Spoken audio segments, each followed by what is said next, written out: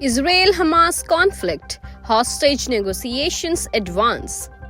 The Israel-Hamas conflict has been a harrowing saga of violence, loss and despair. But today, there's a spark of hope as negotiations for the release of hostages in Gaza edge closer to success. Remember the one-week truce in November 2023? That brief pause in the chaos allowed for the release of 105 hostages.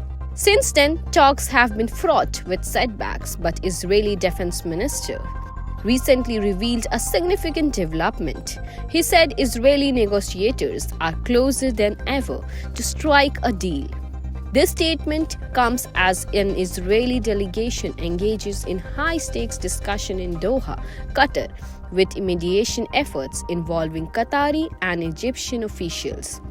Meanwhile, a Hamas representative confirmed their readiness to negotiate, emphasizing that any agreement must include a ceasefire, the full withdrawal of Israeli forces from Gaza, and the return of displaced Palestinians.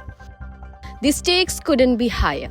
The conflict, which began on October 7, 2023, after an unprecedented attack by Hamas, has already claimed over 45,000 lives, displaced countless families, and left the region in turmoil. While more than 100 hostages have been freed since the conflict began, roughly half of the 100 still held are believed to be alive. So what's holding things up?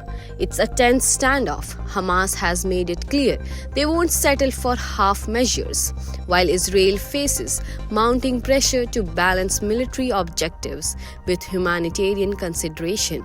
Diplomatic channels, revigorated after Donald Trump's US presidential victory, are now the battleground for these negotiations. For young people watching from afar, this isn't just another global conflict. It's a harsh reminder of the fragility of peace and the human cost of war. Behind the statistics are real people, parents, children, and friends, caught in a nightmare with no easy resolution. The question now is, will both sides seize this moment to end the bloodshed and bring the hostages home? Only time is going to reveal this. But for now, all eyes are on the negotiators in Doha. This is all for now. Stay tuned to Jagran English for more such international news and updates.